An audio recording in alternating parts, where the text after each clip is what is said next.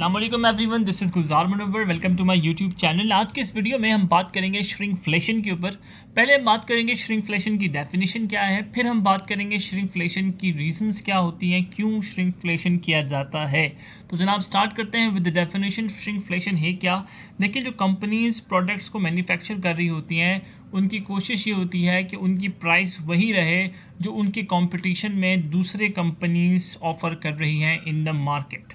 तो अब होता क्या है, जब आपके रॉ मटेरियल की प्राइसेस इंक्रीज़ हो या आपके पास लेबर की कॉस्ट इंक्रीज़ हो जाए या आपके पास बिजली पेट्रोल की प्राइसेस बढ़ जाएं, तो उसके नतीजे में आपको कुछ ना कुछ जो है वो बार्गेनिंग करके अपने कस्टमर से प्राइसेस को इंक्रीज़ करना पड़ता है।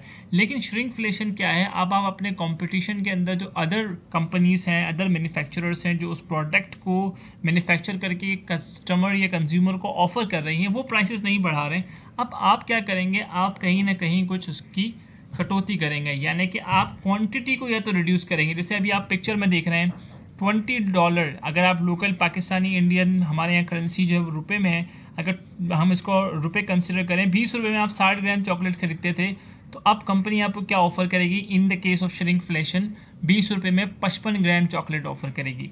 ठीक है। इसका एक और जो हो सकता है पॉसिबिलिटी, वो ये है कि बजाय क्वांटिटी को रिड्यूस करने के क्वालिटी भी रिड्यूस हो सकती है। इन सम केसेस द टर्म में indicate lowering the quality of a product, यानी क्वांटिटी में भी रिडक्शन श्रिंकफ्लेशन कहलाएगा। और क्वालिटी से मुराद ये कि जो रॉ मटेरियल यूज़ हो रहा है उसमें कुछ मज़ीद जो है वो कुछ ऐसा मिला लिया जाए जिसकी वजह से टेस्ट पे कोई इम्पैक्ट ना पड़े लेकिन हमारे कॉस्ट के अंदर कुछ रिडक्शन आ जाए। तो that is also an example of shrinkflation.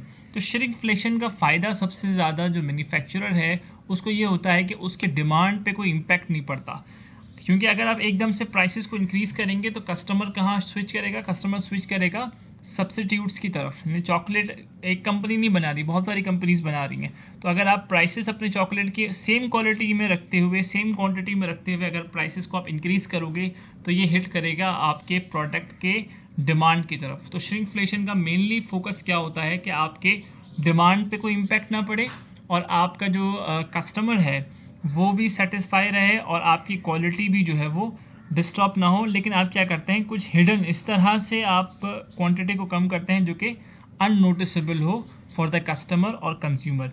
अभी जो श्रिंकफ्लेशन जो टर्म है इसको बहुत मशहूर इकोनॉमिस्ट है ब्रिटिश के पिप्पा मामग्रेन, इन्होंने जो है वो इसको क्रिएट किया, इसको इन्वेंट किया इस टर्म को इन 2009। तो ठीक है, और ये बहुत ज़्यादा कॉमन है आपके फूड एंड बेवरेजेस इंडस्ट्री के अंदर। श्रिंकफ्लेशन को हम एक तरह का हिडन इन्फ्लेशन कह सकते हैं, यानी आपने प्राइस बढ़ाई लेकिन आपके कंज्यूमर ने उसको या आपके कस्टमर ने उसको नोटिस नहीं किया।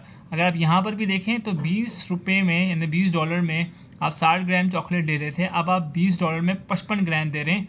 तो ये जो 5 ग्राम है ये हिडन इन्फ्लेशन है।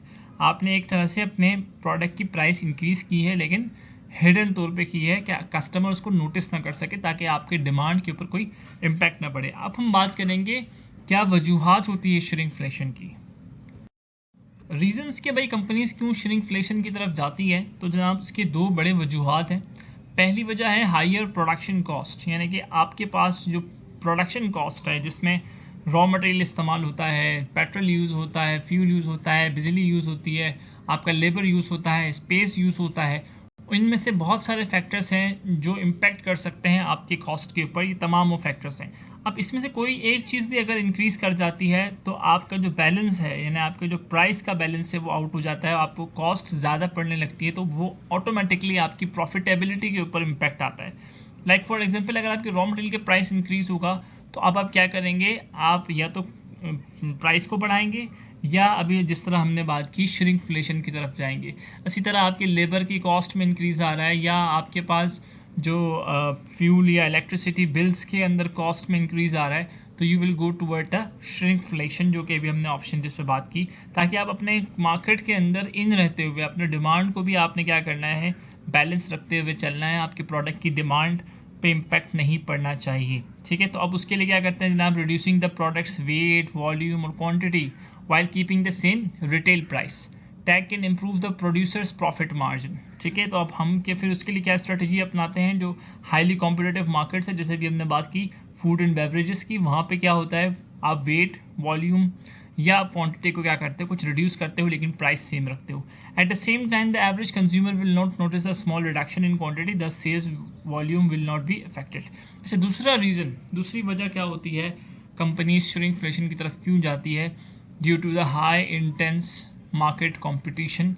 जैसा कि हमने इससे पहले भी डिस्कस किया, कंपटीशन मार्केट में बहुत ज़्यादा है. आपने अपने डिमांड को बिल्कुल भी डिस्टर्ब नहीं होने देना, बल्कि अपने डिमांड में मज़ीद इंक्रीज़ की तरफ आपने जाना है. तो आप ज़रूर इस तरह के कोई डिसीजन नहीं लेंगे कि आप प्राइस को इंक्रीज़ करें और जो है वो क्वांटिटी और क्वालिटी को सेम रखें. तो ऐसा पॉसिबल नहीं है in case of highly intense competitive market. ठीक है जनाब. Fierce competition in the market place में ऑल्सो कॉज श्रिंकफ्लेशन.